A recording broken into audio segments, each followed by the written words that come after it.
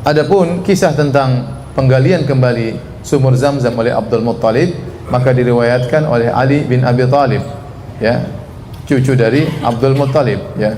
Ali bin Abi Thalib sebagaimana yang disebutkan oleh Muhammad bin Ishaq dengan sanad yang hasan, bahwasanya Ali bin Abi Thalib bercerita tentang apa yang dialami oleh kakeknya, ya, bahwasanya suatu hari Abdul Muttalib kakek Nabi bercerita, suatu hari aku tidur di Hijr Ismail dekat Ka'bah. Kemudian ada yang mengatakan atau disebut dengan Hijr, ya, dengan Hijr. Aku tidur di Hijr. Kemudian ada yang mengatakan kepadaku, ihfir Taibah, galilah Taibah. Aku bertanya, apa itu Taibah? Kemudian suara tersebut pergi. Dia lihat dalam mimpinya. Kemudian keesokan harinya dia pun tidur lagi di tempat yang sama.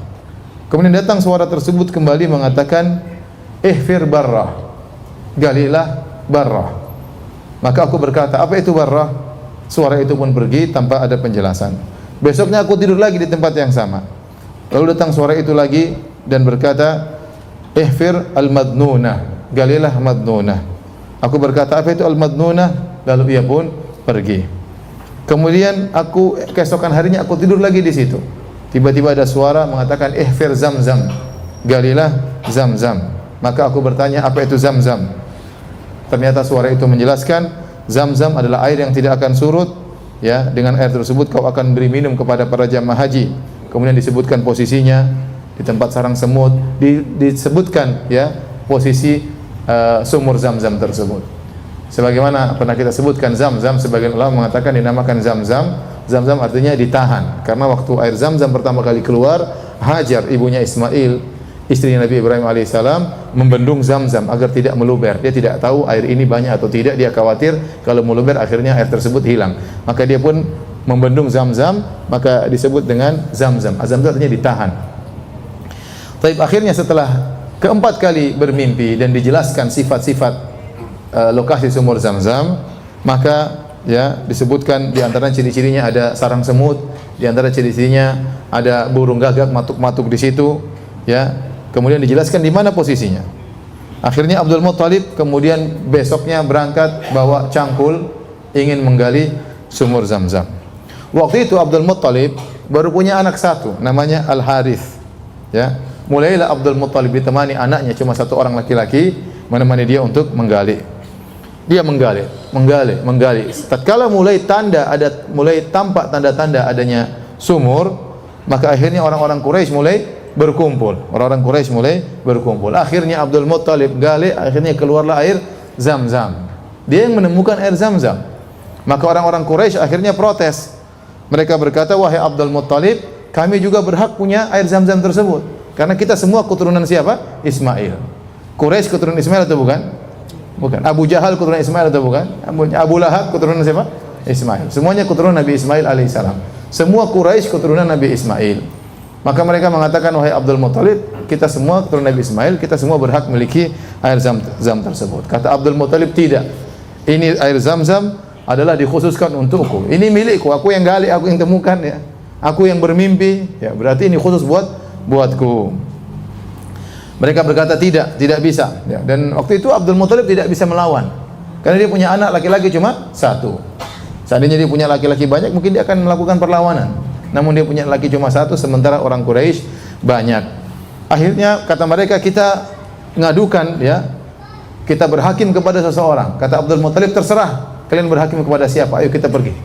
Akhirnya kata mereka, ada seorang perempuan dukun, tempatnya di negeri Syam, kita pergi ke sana. Jadi mereka mau berhukum sama siapa? Dukun perempuan, ya, nenek sihir. Akhirnya berangkatlah mereka. Abdul Muttalib dengan saudara-saudaranya, orang-orang Quraisy ramai dengan pasukannya. Berangkatlah mereka, berjalan dari Mekah menuju negeri Syam, itu jauh, ya. Dari Mekah Madinah saja 500 km. Kemudian dari Madinah ke negeri Syam mungkin 800-900 km, jauh. Madinah sampai Tabuk itu belum Syam, itu masih sudah 750 km. Jadi mereka akan menempuh jarak kira-kira 1.300-1.400 km untuk cari dukun perempuan itu. Akhirnya berangkatlah mereka, tentu melewati jalan yang terjal, melewati padang pasir dan macam-macamnya. Akhirnya berjalan dua rombongan tersebut. Di tengah perjalanan ternyata persediaan air Abdul Muthalib habis. Rombongan Abdul Muthalib persediaan airnya habis. Akhirnya rombongan Abdul Muthalib minta air dari rombongan Quraisy. Semuanya Quraisy, Abdul Muthalib juga Quraisy. Akhirnya mereka minta pada rombongan satunya tidak mau. Tidak mau. Kalau kau mau kasih Zam-Zam sama kita. Abdul Muthalib juga tidak mau, bertahan. Tidak ada, pokoknya bertahan. Akhirnya tatkala sudah benar-benar kehabisan air, sudah tidak bisa bergerak, akhirnya Abdul Muthalib berhenti, orang-orang Quraisy juga berhenti melihat apa yang akan dilakukan oleh Abdul Muthalib. Maka Abdul Muthalib berkata kepada sahabat-sahabatnya, daripada kita berjalan sampai akhirnya kita meninggal dunia, sama-sama meninggal dunia, tidak ada yang menguburkan kita, lebih baik kita gali kuburan kita masing-masing. Siapa yang meninggal terlebih dahulu kita kuburkan, agar kita meninggal semua dalam kondisi dikubur. Tinggal yang terakhir nanti urusan belakangan. Akhirnya mulailah mereka berhenti, mulailah mereka gali kuburan. Gali ya. Setelah kuburan sudah digali seluruhnya, tinggal mereka dikubur, tunggu satu orang mati satu demi satu. Ya, tiba-tiba Abdul Muthalib berubah pikiran. Dia mengatakan, wah kalau begini caranya kita cuma pasrah. Ayo kita berusaha, siapa tahu ada air di depan. Begitu Abdul Muthalib akan beranjak pergi, tiba-tiba ada air keluar dari kaki ontanya. Ya. Sehingga ini ada pertolongan datang. Akhirnya Abdul Muthalib pun minum, mengambil air, kemudian diberikan kepada orang-orang Quraisy. Akhirnya orang-orang Quraisy sadar bahwasanya memang Zam-Zam itu milik Abdul Muthalib. Akhirnya mereka tidak jadi pergi ke nenek sihir. Akhirnya mereka pulang dan akhirnya Abdul Muthalib yang berhak memiliki Zam-Zam. Ini kita jelaskan Abdul Muthalib agar kita tahu bahwasanya Rasulullah SAW memiliki nasab yang sangat tinggi. Karena dia bernasab kepada Abdul Muthalib, seorang tokoh yang sangat dihormati oleh orang-orang Quraisy.